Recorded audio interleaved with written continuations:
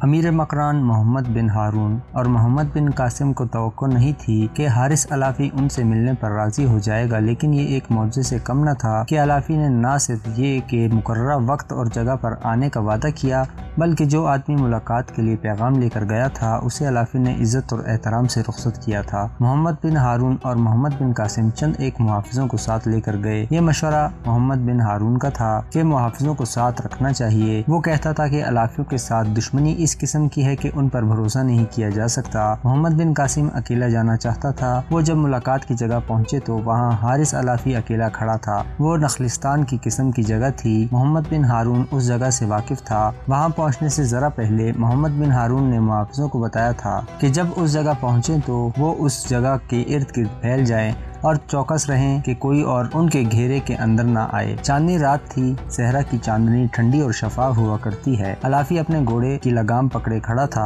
محمد بن ہارون اور محمد بن قاسم گھوڑے سے اترے اور اس تک پہنچے۔ علافی نے دونوں کے ساتھ ہاتھ ملایا۔ ہم دونوں ایک دوسرے کو پہچانتے ہیں، محمد بن ہارون نے حارث علافی سے کہا، اور ہم دونوں ایک دوسرے کو جانتے بھی ہیں، علافی نے کہا، اور محمد بن قاسم کی طرف دیکھ کر بولا، میں اس جوان کو پہلی مرتبہ دیکھ رہا ہوں۔ قاسم کے بیٹے تم ہی ہو؟ حجاج کے بھتیجے میں ہی ہوں، محمد بن قاسم نے کہا، اور میں اس فوج کا سپہ سالار ہوں جو یہاں آئی ہے۔ کیا 2 سالار مروا کر حجاج نے جنگ کو بچوں کا کھیل سمجھ لیا ہے؟ علافی نے کہا، کیا اسی عمر میں تم اتنے تجربہ کار ہو گئے ہو کہ جو جنگ 2 منجھے ہوئے سپہ سالار ہار گئے وہ تم جیت لو گے؟ تم میں اس سے بڑھ کر کیا خوبی ہو سکتی ہے کہ تم حجاج کے بھتیجے ہو؟ فتح اور شکست اللہ کے اختیار میں ہے، محمد بن قاسم نے کہا، میں آپ کو یہ بتانے نہیں آیا ہوں کہ مجھ میں کیا خوبیاں ہیں، یہ ضرور کہوں گا کہ حجاج نے مجھے سپہ سالار اس لیے نہیں بنایا کہ میں اس کا بھتیجہ ہوں۔ کیا ہم وہ بات نہ کریں کہ جس کے لیے میں نے آپ سے ملنے کی خواہش کی تھی؟ بات وہی ہو جائے تو اچھا ہے، علافی نے کہا، لیکن میں ایک بات کہوں گا، تم لوگوں نے مجھ پر اعتبار نہیں کیا اور اتنے سارے محافظوں کو ساتھ لے کر آئے ہو۔ اعتبار تو مجھے تم پر نہیں کرنا چاہیے تھا کیونکہ میں تمہارا باغی ہوں، مجھے اپنی گرفتاری سے ڈرنا چاہیے تھا، لیکن میں اکیلا ہی آیا ہوں، میرے ساتھیوں نے مجھے روکا تھا۔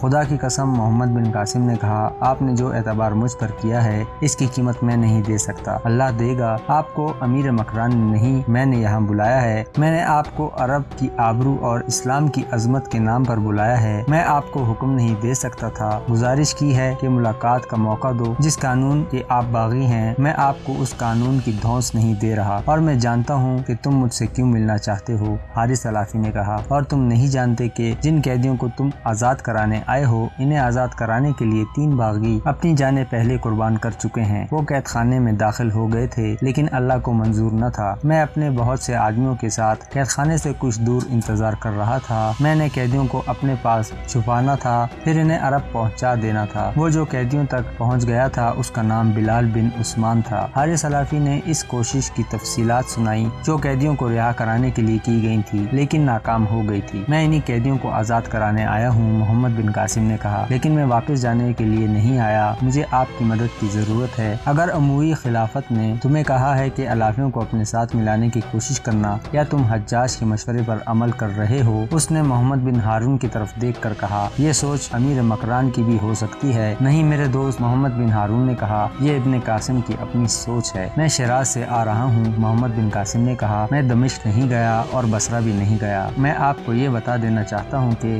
میرے سالاروں نے اس خدشے کا اظہار کیا تھا کہ باغی عربی جو مکران میں ہیں وہ عداوت کی بنا پر سندھ کے راجہ کا ساتھ دیں گے۔ میں خود یہی خطرہ محسوس کر رہا ہوں۔ میں آپ سے یہ کہنا چاہتا ہوں کہ میری مدد نہ کریں لیکن یہاں کے راجہ کا بھی ساتھ نہ دیں، ورنہ اسلام کی تاریخ میں یہ منحوس اور مکروہ تاریخ آ جائے گی کہ امت رسول صلی اللہ علیہ وآلہ وسلم میں ایسے لوگ بھی تھے جنہوں نے اپنے بھائیوں کو شکست دلانے کے لیے ہندوؤں کا ساتھ دیا تھا۔ میں جانتا ہوں آپ کے دل میں ہمارے خلاف عداوت بھری پڑی ہے۔ میرے عزیز ابن قاسم، علافی نے کہا، تم پر اللہ کی رحمت ہو، تم اپنی عمر سے زیادہ دانشمند ہو۔ میرے دل میں اور ہر باغی عرب کے دل میں عداوت بھری ہوئی ہے، لیکن بنو امیہ کی خلافت ہے، تم اموی نہیں ہو۔ تمہیں شاید کسی نے بتایا ہوگا کہ جب سعید بن اسلم قلابی مکران میں امیر مقرر ہوا تو ہمارا ایک سردار مکران آیا۔ امیر مکران سعید بن اسلم قلابی نے اسے کوئی حکم دیا، سردار نے اس سے کہا کہ تمہارا حکم ماننا میری توہین ہے۔ سعید بن اسلم نے اسے قید میں ڈال دیا اور پھر اسے قتل کروا دیا۔ ابن قاسم تیرے چچا حجاج نے بھی ہمارے ساتھ دشمنی پیدا کر لی تھی، سردار ہم میں سے تھا، علافیوں میں سے تھا۔ میرے قبیلے کے کچھ آدمیوں نے امیر مکران سعید کو قتل کر کے اپنے سردار کا انتقام لے لیا۔ ہاں، محمد بن ہارون نے کہا، سعید کو قتل کرنے والے تمہارے دونوں بیٹے تھے، ایک کا نام معاویہ اور دوسرے کا نام محمد تھا۔ پھر ابن قاسم علافی نے کہا، تمہارے چچا حجاج نے ہمارے قبیلے کے ایک سردار سلمان علافی کو قتل کرا ڈالا، اسے قتل کیا اور اس کا سر کاٹ کر سعید بن اسلم کلابی کے گھر بھیج دیا کہ ان کا جذبہ انتقام کی کچھ تسکین ہو جائے گی۔ یہ ہماری خاندانی دشمنیاں ہیں۔ محمد بن قاسم نے کہا، میں آپ کو یہ دشمنی دکھا رہا ہوں جس نے آپ کو دوست بنا رکھا ہے، مت بتاؤ مجھے۔ ابن قاسم حارث علافی نے کہا، مجھے ایسا نہ سمجھو کہ خاندانی دشمنوں کی خاطر میں اپنی قوم اور اپنے مذہب سے دشمن کو دوست بنا لوں گا۔ مایوس نہ ہو، علافی تمہاری مدد کریں گے لیکن تمہارے ساتھ نہیں ہوں گے۔ ہماری دشمنی حکمران سے ہے، اپنے وطن اپنے مذہب سے نہیں۔ برے اور نااہل حکمرانوں کے خلاف کوئی کارروائی کرنا غداری نہیں، بلکہ نااہل اور خود غرض حکمرانوں سے اپنے ملک کو آزاد کرانا حب الوطنی ہے۔ ہم اپنے وطن کے باغی نہیں، ہم ایوان خلافت کے باغی نہیں،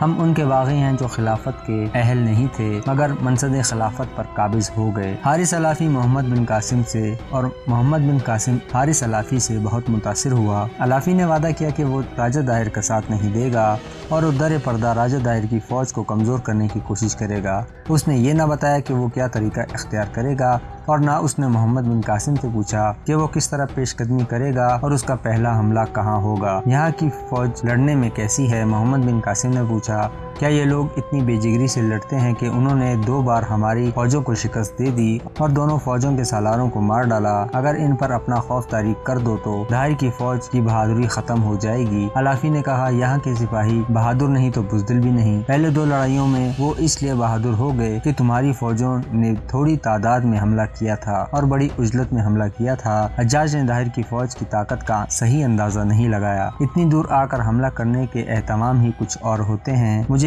اطلاع مل چکی ہے کہ تم اپنے ساتھ کیا کیا لائے ہو، اتنے زیادہ ساز و سامان اور اتنے زیادہ گھوڑوں اور اونٹوں کے ساتھ تم کوئی جذبہ بھی لائے ہو تو وہ لشکر تمہارے مقابلے میں بہادر نہیں۔ اگر تم اپنے چچا حجاج اور خلیفہ کو خوش کرنے کے لیے آئے ہو تو داہر کی فوج بہت بہادر ثابت ہوگی اور شکست تمہارا مقدر ہوگی۔ حارث علافی اور محمد بن قاسم کی یہ ملاقات تاریخی حیثیت کی حامل ہے۔ اگر یہ 500-600 عربی محمد بن قاسم کے خلاف داہر کی مدد کرنے پر آمادہ ہو جاتے تو محمد بن قاسم کی لڑائیوں کی تاریخ کچھ مختلف ہوتی۔ یہ محمد بن قاسم کے دانشمند ہونے کا اہم مظاہرہ تھا کہ اس نے ان باغیوں کے سردار کو ملاقات پر آمادہ کر لیا۔ علافی نے یہ وعدہ تو کر لیا تھا کہ وہ داہر کا ساتھ نہیں دے گا، لیکن امیر مکران محمد بن ہارون تذبذب میں پڑا رہا۔ اسے توقع نہیں تھی کہ علافی نے جو وعدہ کیا ہے وہ پورا کرے گا۔ محمد بن قاسم نے اپنی فوج کو پیش قدمی کے لیے تیار کر لیا، لیکن اسے مکران میں کم و بیش 1 ماہ گزارنا پڑا۔ اس تاخیر کی وجہ یہ ہوئی کہ بحری جہازوں سے جو سامان آ رہا تھا اس میں سے ابھی کچھ سامان نہیں پہنچا تھا۔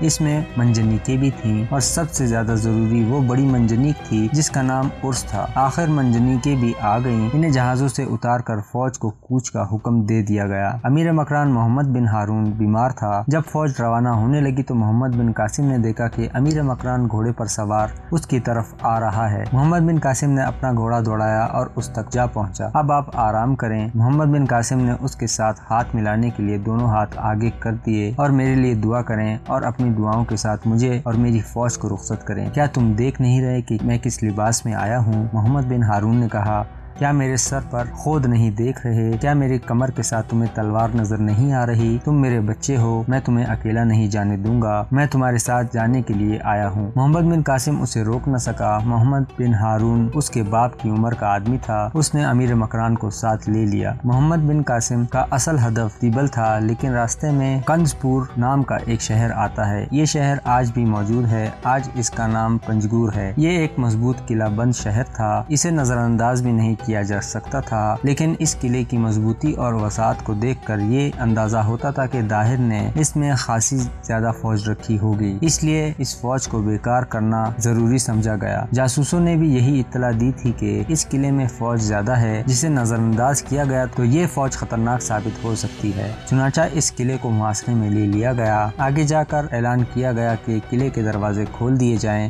اور قلعہ ہمارے حوالے کر دیا جائے۔ اس صورت میں ہر شہری کو امان دی جائے گی اور اس کی عزت اور جان و مال کی پوری حفاظت کی جائے گی، اور اگر ہم نے اپنی کوشش سے قلعہ فتح کر لیا تو کسی کے جان و مال کی حفاظت ہماری ذمہ داری نہیں ہوگی، ہر شہری کو جزیہ دینا پڑے گا۔ اس اعلان کے جواب میں قلعے کی دیوار کے اوپر سے تیروں کی بوچھاڑ آئی۔ یہ اعلان تھا کہ ہمت ہے تو قلعہ فتح کر لو۔ محمد بن قاسم نے قلعے کے دروازے توڑنے کے لیے آدمی آگے بھیجے، لیکن اوپر سے برچھیوں اور تیروں کی ایسی بوچھاڑیں آئیں کہ یہ آدمی بری طرح زخمی اور شہید ہوئے۔ دیوار میں شگاف ڈالنے کی کوشش بھی کی گئی، لیکن جو بھی آگے گیا وہ لہولہان ہو کر آیا یا واپس ہی نہیں آیا۔ یہاں ضرورت محسوس ہونے لگی کہ سب سے بڑی منجنیق عرس کو استعمال کیا جائے، لیکن اس کا استعمال اتنا آسان نہیں تھا۔ اس کے بجائے محمد بن قاسم نے چھوٹی منجنیقوں سے شہر پر پتھر برسائے۔ ان منجنیقوں کو پیچھے ہٹانے کے لیے قلعے کی فوج نے دلیری اور جاں بازی کا یہ مظاہرہ کیا کہ قلعے کے 3-4 دروازے کھولے اور اندر سے بہت سے گھڑ سوار تیر انداز نکلے۔ وہ گھوڑے دوڑاتے ہوئے منجنیقیں چلانے والوں پر تیر برساتے چلے گئے۔ بیشتر اس کے کہ ان کا تعاقب کیا جاتا یا مسلمان سوار گھوڑے دوڑا کر قلعے میں داخل ہو جاتے۔ دشمنوں کے تیر انداز سوار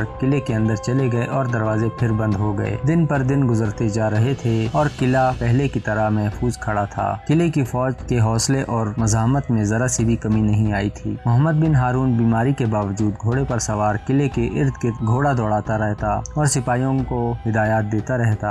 محمد بن قاسم نے اسے کئی بار کہا تھا کہ وہ پیچھے اپنے خیمے میں چلا جائے، لیکن وہ ہر بار یہی جواب دیتا تھا کہ تم میرے بچے ہو، میں تمہیں اکیلا نہیں چھوڑوں گا۔ 1 مہینہ گزر گیا، معلوم ہوتا تھا کہ قلعے میں رسد اور خوراک کی کمی نہیں۔ ان علاقوں میں پانی سب سے زیادہ قیمتی چیز تھی۔ معلوم ہوتا تھا کہ قلعے کے اندر یعنی شہر میں پانی کی بھی کوئی کمی نہیں۔ قاسم کے بیٹے ایک روز محمد بن ہارون نے محمد بن قاسم سے کہا، یہ قلعہ اتنی آسانی سے سر نہیں ہو سکے گا، سرنگ لگانے کا انتظام کیا جائے یا ہلا بول کر دیواروں پر کمندیں پھینکی جائیں۔ امیر مکران محمد بن قاسم نے کہا، میں یہ قلعہ سر کر سکتا ہوں، لیکن میں اپنی جنگی طاقت یہیں پر زائل نہیں کرنا چاہتا۔ ہلا بولنے کے بجائے ہم کچھ دن کچھ بھی نہیں کریں گے، آرام سے بیٹھ جائیں گے، لیکن شہر پناہ کے اندر کسی کو آرام اور چین نہیں ملے گا۔ ان کے پاس آخر کتنی خوراک ہوگی اور پانی کا ذخیرہ بھی ختم ہونے والا ہوگا۔ ہمیں اپنی طاقت یہاں صرف کرنے کے بجائے کوشش کرنی چاہیے کہ شہر بھوک اور پیاس سے مجبور ہو کر اپنی فوج کے لیے مصیبت کھڑی کر دے۔ محمد بن قاسم نے 1 اور مہینہ وہیں پر گزار دیا۔ یہ پتہ نہ چلایا جا سکا کہ شہر کے اندر خوراک اور پانی کی کیا کیفیت ہے۔ یہ تبدیلی دیکھی گئی کہ شہر پناہ سے تیروں کی جو بوچھاڑیں آتی رہتی تھیں، ان میں کمی آ گئی۔ ایک روز فجر کی نماز کے فوراً بعد مسلمانوں کی فوج نے ان احکامات کی تعمیل نہایت سرعت سے کی جو احکام محمد بن قاسم نے گزشتہ رات سالاروں کو دیے تھے۔ چھوٹی منجنیقیں آگے لے گئیں اور تیر انداز منجنیقوں کے ساتھ اور کچھ آگے رکھے گئے۔ قلعے کے دروازے کے سامنے سوار دستے تیار کھڑے کر دیے گئے تاکہ اندر سے سوار حملے کے لیے باہر نکلیں تو ان پر حلہ بول دیا جائے۔ سورج ابھی طلوع نہیں ہوا تھا کہ قلعے کے اندر پتھر گرنے لگے۔ اب چونکہ منجنیقیں آگے کر لی گئی تھی، اس لیے ان کے پھینکے ہوئے پتھر شہر پناہ کے اوپر سے جا کر شہر کے اندر گرتے تھے۔ شہر پناہ سے منجنیقوں پر تیر پھینکنے کے لیے ہندو تیر انداز نظر آئے۔ ادھر سے مسلمان تیر اندازوں نے ان پر تیروں کا مینہ برسا دیا۔ منجنیقوں کو بیکار کرنے کے لیے پہلے کی طرح قلعے کے دروازے ایک بار پھر کھلے، بیشتر اس کے کہ قلعے کے سوار تیر اندازی کے لیے باہر آتے۔ مسلمان سواروں نے رات کے احکامات کے مطابق گھوڑوں کو ایڑ لگائی، اندر والے سوار باہر نہ آ سکے اور قلعے کے دروازے پھر سے بند ہو گئے۔ مسلمان سوار قلعے میں داخل نہ ہو سکے، لیکن ان کی یہ کامیابی بھی کافی تھی کہ انہوں نے شہر کے تیر انداز سواروں کو باہر نہ نکلنے دیا۔ اس سے یہ فائدہ حاصل ہوا کہ منجنیقیں شہر پر پتھر برساتی رہیں۔ سندھ کی تاریخ لکھنے والے تقریباً تمام مورخوں نے لکھا ہے کہ شہر میں ایک تو پانی کی قلت شہریوں کو پریشان کرنے لگی تھی اور پتھر تو پہلے بھی ان پر پھینکے گئے تھے، لیکن اب جالہ باری کی طرح پتھر گر رہے تھے۔ لوگ گھروں میں دبک کر بیٹھ گئے۔ 3-4 روز سنگ باری جاری رہی تو شہریوں نے واویلا برپا کر دیا اور فوج کو مجبور کرنے لگے کہ قلعے پر سفید جھنڈا چڑھا دے۔ فوج خود تنگ آ چکی تھی۔ شہر کے اندر ایسی افراتفری پھیلی کہ قلعہ وار کو بتائے بغیر کچھ لوگوں نے، جن میں فوجی بھی شامل تھے، شہر پناہ پر سفید جھنڈے چڑھا دیے۔ پھر شہر کے دروازے کھل گئے۔ محمد بن قاسم کی فوج قلعے میں داخل ہوئی۔ قلعہ وار کو حکم دیا گیا کہ جو جزیہ مقرر کیا جائے گا